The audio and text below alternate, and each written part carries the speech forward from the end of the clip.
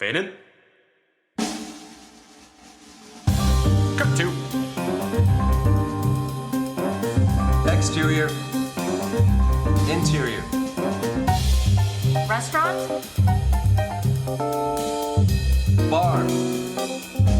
Club. Day. Night.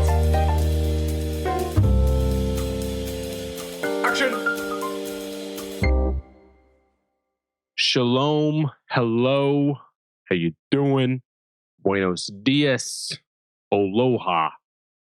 This is part two of our amazing review and conversation with Justin Warner, going over probably the most important fictional restaurant in all of cinema, and that is Tampopo from the 1985 film Tampopo. My name is Monis Rose. Once again, we are continuing our conversation with Chef Justin Warner. For those who have not heard or listened to part one, well, do yourselves a favor, pause part two, go back, listen to part one. It is that fucking phenomenal. Then listen to this episode. But who is Chef Justin Warner? Well, guess what? He is a Food Network personality. Currently, he is the the play-by-play colorful commentator, or one half of the colorful commentators on the hit Food Network show Tournament of Champions. Justin Warner is also a famed cookbook author. He has, I believe, 3 published cookbooks. One of them is the official Marvel cookbook. That's right. You will always see him sideline on the premiere of pretty much every single major Marvel Studios premiere, because when it comes to a recipe of sorts, he is the go-to guy. And then also, we're talking about ramen because he is a co-creator with his wife of the hit sensational ramen restaurant Bokujo Ramen, all the way in Rapid City, South Dakota.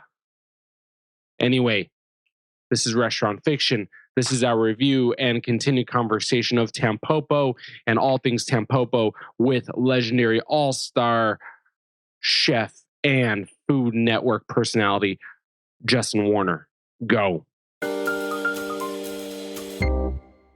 Now, how do you, though, identify that mentor? And what I mean is, it's not only that person who has the knowledge, but actually that wisdom, who's been through the grinder some way, somehow. Maybe, who knows if Goro was actually, a chef himself, who the fuck cares? But he does know ramen, and he's been pretty much observing it, or it seems like, his entire life. Like pork is in his blood vessels, in his bloodstream.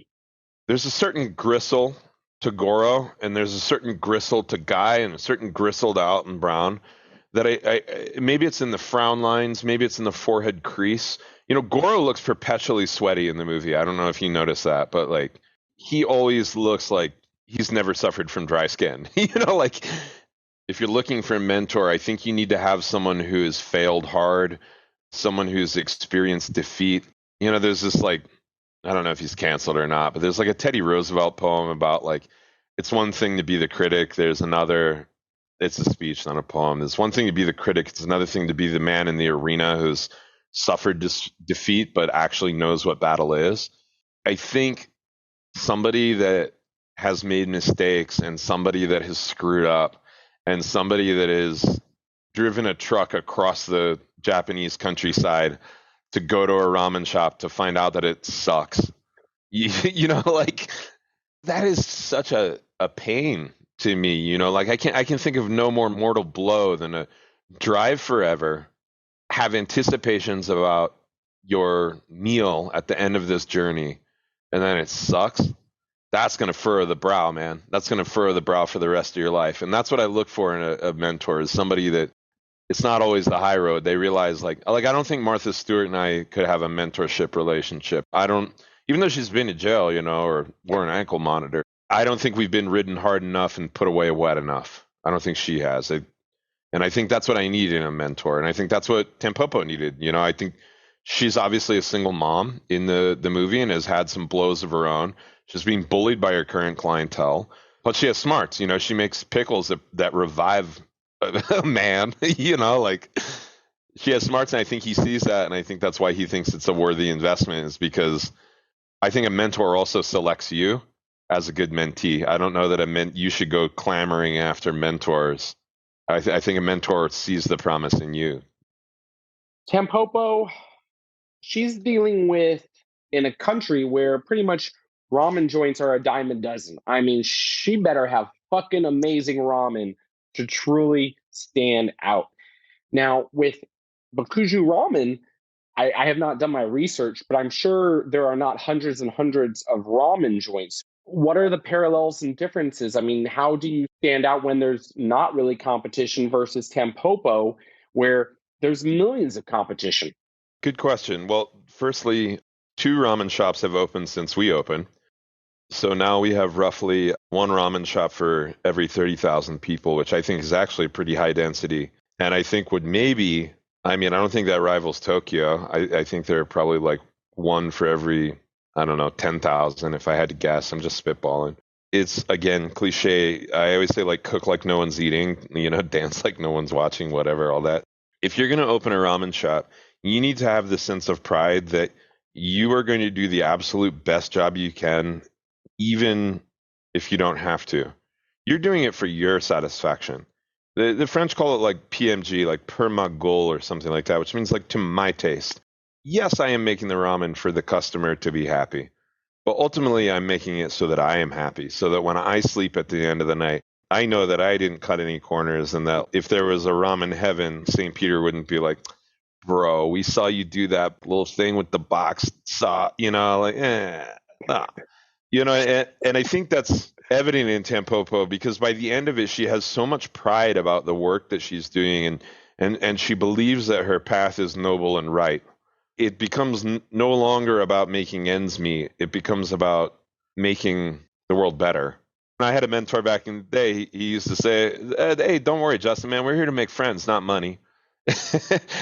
At a restaurant, which is like obviously insane logic and the antithesis of capitalism. But I find that that's how you do pride, when you're not like focused on the money and the nuts and bolts of it. And you're just like, does this seem fair? Does it seem earnest? Is my juice worth the squeeze? And is your money worth the juice? Great. That's like symbiosis. We have a nice relationship here. I am happy about this. I hope you are too. That was fantastic. At what age are you going to be serving your awesome newborn son, Wyatt, ramen? I mean, the second he's allowed liquids, he's getting an IV of it. We give him some gripe water now because he's a little gassy, and I'm just like, I don't know why I can't put some broth in there just as like a little serum for him. But, there's all sorts of rules about parenting that I try to adhere to. I don't necessarily believe in them, but I adhere to them. Does that make sense? It does. It does. And at what age will you be showing your awesome son Tampopo? Given that movie could practically be like NC-17, I think probably 8, something like that. I think by that time we're going to have the birds and bees conversation. I think he will understand that food largely comes from death. If I don't have enough trappings to get him to watch Tampopo by the time he's 8, I've probably screwed up somewhere. That's just me, though. I don't know. I don't prescribe it for you all out there. It's just my parenting. He's fully vaxxed. All right. Hollywood comes a calling to you and says, remake Tampopo. How would you remake it? It's already pretty much perfect, but how would you remake it? This sounds insane, but I think to make it American and to do it in 2023, you don't do ramen. I think you do chili. And chili to me is the ramen of the Southwest. You can put anything on it. We all think we know the recipe, but there are a billion variations. Beans or no beans. What goes into the beans? What goes into the meat? Where is this sour cream coming from? Do we even do sour cream? Watch as the sour cream dissipates into the hot chili. Did they finish the bowl of chili? Chili to me is underappreciated, undercelebrated, and is worthy of being America's ramen. I love that. Currently, people can watch you on Tournament of Champions Season 4. That we are recording during the airing of Tournament of Champions Season 4, and this will also be, when it comes out, I don't know how many weeks in, but Tournament Champion Season 4 will still be on. All right, so you are a play-by-play and also colorful commentator on the show alongside Simon Majumdar. What kind of ramen are you serving Simon? Oh man, that's a good question. He's the classicist. He respects the Robuchon potato. He venerates it. He looks at xanthan gum like I look at Robuchon potatoes. Like we're very much foils for each other, but at the end of the day, we can certainly sit down at the bar. I don't know why, but he strikes me as a chicken ramen guy. I know that he loves like dal, like lentil soup. I think his love of food is motherly. I think that's what he craves. I don't think he craves the gut punch of a like hearty pork bone. I think he craves the subtlety and the gentle nourishment. That's just me. I had to like look off into space, to like go into Simon's body. And what about Guy Fieri? Oh, Guy's got punch. Guy's yeah. He wants the double dark tonkotsu. I'd probably even give him sukemen. Sukemen is dipping style, so the noodles are separated from the soup. The soup is generally like almost a concentrate. It'd be like dunking your Frosted Flake in heavy cream, But like, yeah, I mean, I think that's just it. He wants his AC/DC, like that.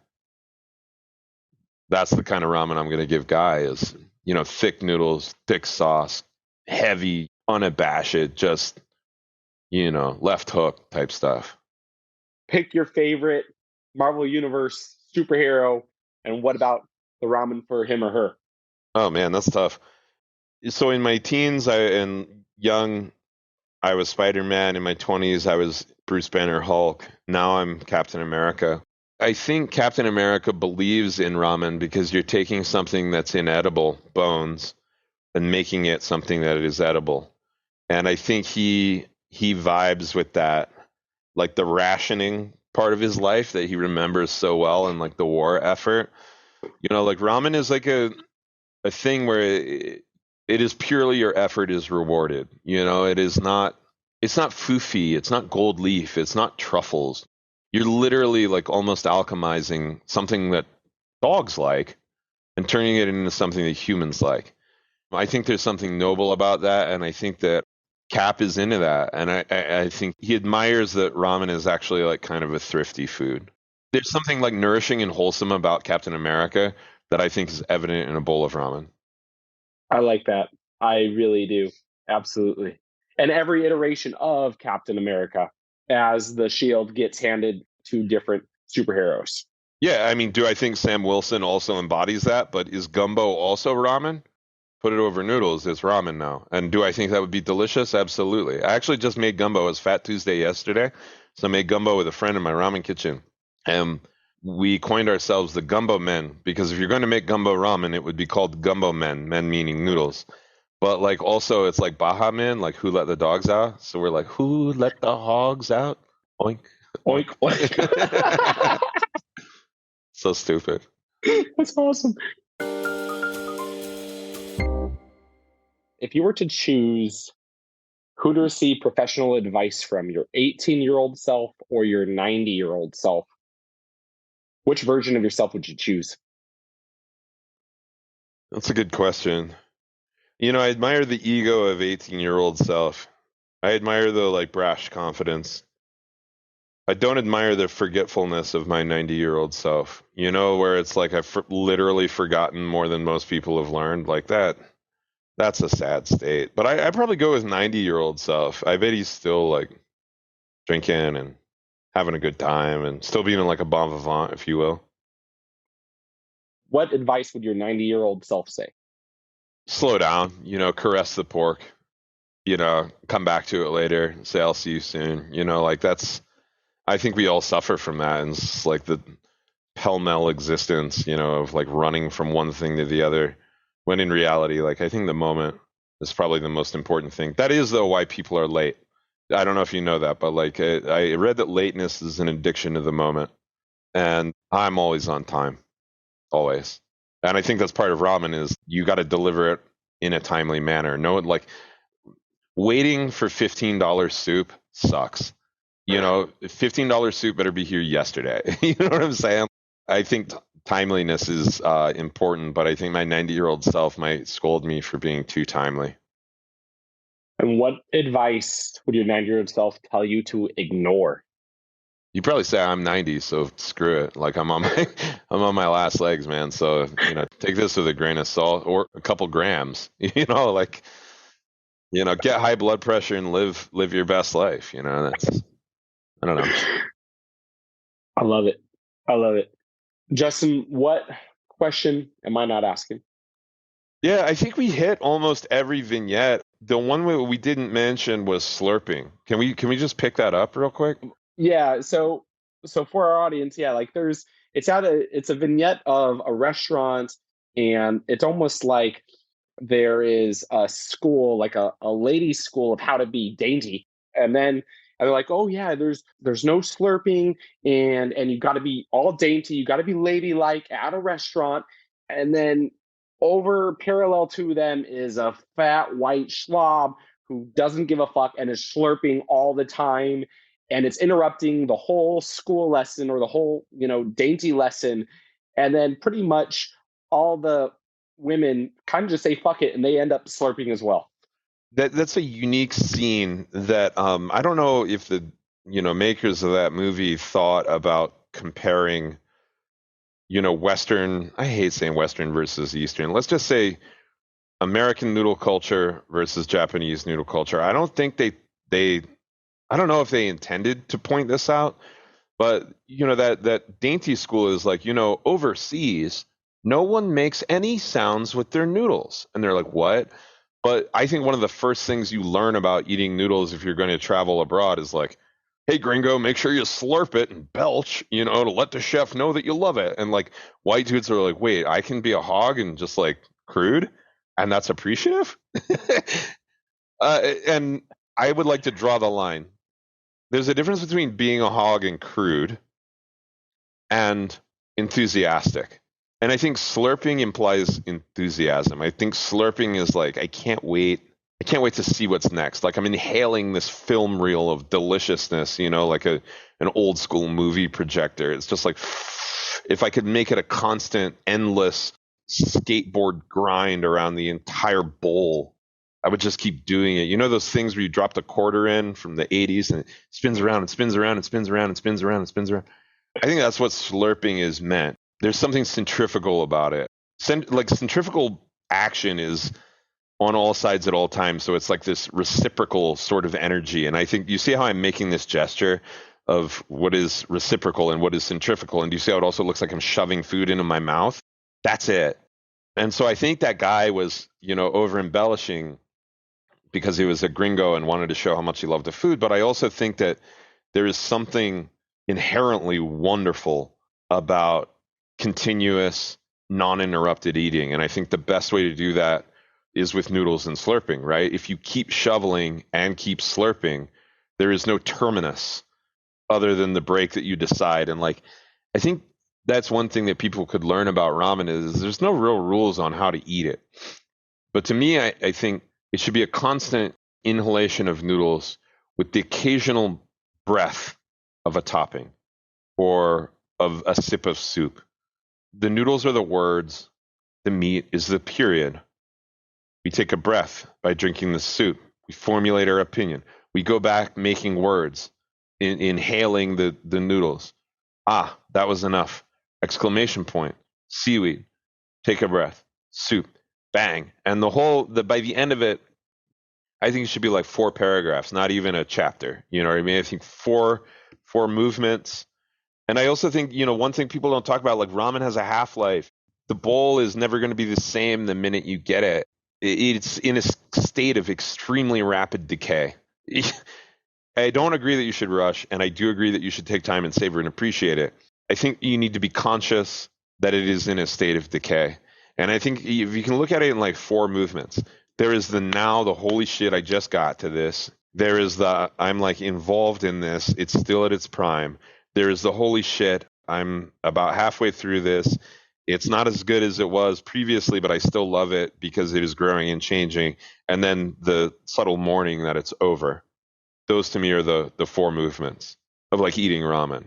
I think when you can approach it like that and understand that when you're in that last phase and ramening is about to be over, I think you can find that that part of the bowl is just as good as the first part of the bowl. It's just a very different part. And then you're finding the balance. You're not being rude, but you're also respecting the four acts.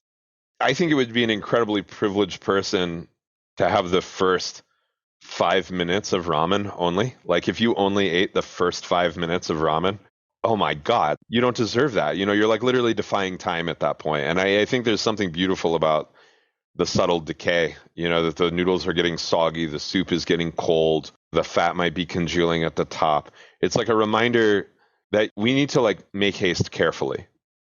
Does that make sense? Mm-hmm. I think that's something that we can all learn from ramen. It's like, let's pay attention to the moment, but also be cognizant that there's a deadline on this shit, you know, and I don't want to be late for the next act because I'm too busy, getting wound up in this. It goes back to lateness, you know? Sorry, man. This whole thing is like turned into like mushrooms therapy. No, yeah, I mean, I could go on. I mean, do you want, I mean, before we close it, do you want to talk about then bad ramen? Because Sure. one of the first aspects, I mean, that Goro mentions, like, hey, people are immediately slurping. Let's talk about like slurping the bowl when it's placed in front of you, and it's like that's a no-no. That means your broth's not hot. It means it's not saying, holy fucking shit, this is a fresh piping hot bowl. I could just slurp it. That's a bad no-no. I think that that's part of it. You know, I think that as we talked about the four acts, I think that they're exactly right in that. And I think that bad ramen very simply is a lack of caring or commitment. I really think it should just be, if you're a chef and you're going to make a ramen shop and you're going to say, this is my ramen shop, there's something naked about it, you know, where it's like, this is me, this is what I'm doing. If you don't like it, that's that. The ramen is hot, the noodles are right, this is cooked as I want. Everything is intentional, you know, again, no wasted effort. There are no frills in this. There's no gimmick. There's no bells and whistles. Do you want soup or no? It shouldn't be this like wishy-washy. Ramen is not wishy-washy. It can't be. Because if it's wishy-washy, it's bad. You know, you need, even as the most motherly ramen, like a chicken ramen, which I think of as very restorative and not a gut punch and not like a elbow off the top rope. I still think that it is like chiropractic, where it's like it's going to do some pop to you, and I think ramen needs to provide the pop. It can't be like a sweaty palmed massage. You know, it needs to break joints and bubbles and things in you, and it needs to be slightly. When I say medicinal, I don't like that term because it sounds like I'm putting like weird herbs and shit in it. It needs to correct whatever your meter is. You know, ramen is a corrective food. It's not a everyday thing, although I could make it, and I'm sure a lot of people do, but I also know a lot of people that drink Robitussin every day. It's not that kind of medicinal. It needs to be something that snaps your back into place. You know, reminds you that even if your mother is gone, there are still mothers on earth, and that we can find motherly comfort in something. And so, to me, yes, the answer, bad ramen is non-committal. Look, even my ramen, like somebody will forget about the noodles, or they'll be overcooked. To me, it's about, again, the soup. Like, is the soup's statement clear? Is it impactful? Is it meaningful? Could I drink this broth without noodles and still get my back cracked? That's what I'm going for. Bad ramen doesn't do any of that shit. You know, bad ramen is non-committal. It's not focused. It's not a laser. You know, one thing that I think people criticize about my ramen is that I don't overly top, but I don't think I need to overly top. I think, you know, 4 speeds on a bike is enough for me. You know, like I don't need to find this stupid sweet spot to get up the hill. You know, when you're like riding a bike and you like click through like 6 gears until you find it and you're like, oh, that's the one. And then what? The terrain changes in like 2 feet, and then you're like, no, that's the one. I don't want to be that, and I don't want toppings on my ramen to be that. I want it to be, deal with it. So what? There's kale, and the kale has a stem. Well, guess what? The stem is providing a textural foil to the noodle. Imagine if I served you a bowl of stems instead of noodles. Be grateful, you son of just kidding, but not really. Not really when it all boils down to it. And I think that you can detect in me that there's a certain sort of vigor, veracity, like tenaciousness. And ultimately, I think all of that, when it makes it into the bowl, is commitment. Commitment. Like I am committed to saying that my beef bone ramen will be seasoned with salt, not soy sauce. My beef bone ramen will have sirloin in it, not like a braisy, fatty beef. My beef bone ramen will have kale, because kale is the most iron rich, and I think it is the closest to steak that you can get from the plant world. My beef bone ramen will have scallions, because everything needs onions. My beef bone ramen will have one egg. My beef bone ramen will have black pepper, so that you say, I think there's a little cacio e pepe note that I'm getting in here. Because if you think about it, if all I'm doing is boiling cow bones, I'm pretty much making cheese. You know what I'm saying? Cow distillate is cow distillate. I don't care if it comes from the udder, from the marrow, from the bone. And to me, ramen should be a distillate. You can't make a damn distillate being wishy-washy. Could you imagine if it was Jonathan Daniels instead of Jack Daniels? No, you know what I'm saying? There's something about like Jack Daniels, Jim Beam, doers, intention. Brooke thinks I'm smoking my own hair right now. No. Well, tell your wife this is fantastic, and you just be you, boo. And that's what we want in restaurant fiction. I love that. Well, thank you so much for having me on here. Yeah. That sounds like a good place to end. All right. So for everyone out there who wants to get to know Justin a little bit more, well, do yourselves a favor. Listen to part 1. I said it at the beginning. I'm going to say it again. Listen to part 1. And if you want to know more and more and more of Justin Warner and what he's about and how he works, well, guess what? This isn't our first rodeo with Justin Warner. Go back a few episodes of Restaurant Fiction. That's right, self-plug here. Go back, I don't know which number it is. It could be 70, 60. There's too many Restaurant Fiction episodes, but go back because he breaks down Deadwood. Yeah, that's right. Deadwood, but not just Deadwood, but Swearengen's Bar, Al Swearengen's Bar in Deadwood and all things Deadwood. It is an incredible, very, very different conversation. That is definitely more of the bar saloon acumen. That doesn't make sense. Whatever, you get the point. It is a little more grisly, has a little more grit than this very nice, light ramen breakdown, if you will. But still, worth your time, worth your while. And if you even like that, which you will because you listen to this one. So if you love, or when you do love, well, check out all of Justin's work. Shit. Go all the way to Rapid City. Say hi to him personally at Bokujo Ramen right there in South Dakota. Buy his cookbooks. Search for him on the Instagrams, on the Twitter, on the Instagram right now. His handle, and this is with the blue check mark, so I know it's official. It is at Eat Fellow Humans. He has links of all the things, all the incredible things he is doing, including the now airing Tournament of Champions Season 4. So when this airs, I believe we are now down to the final 4 of this all-star lineup of chefs, but the final 4, and Justin is a play-by-play commentator. He is going to teach you, educate you, and really bring you in on probably the best, no, it is the best food competition out there on the Food Network. I'm winded. I'm tired. You listened to us. You found us. My name's Monis Rose. This is Restaurant Fiction. And remember, as always, keep it real, keep it fresh, and keep it on the flip side. Cut to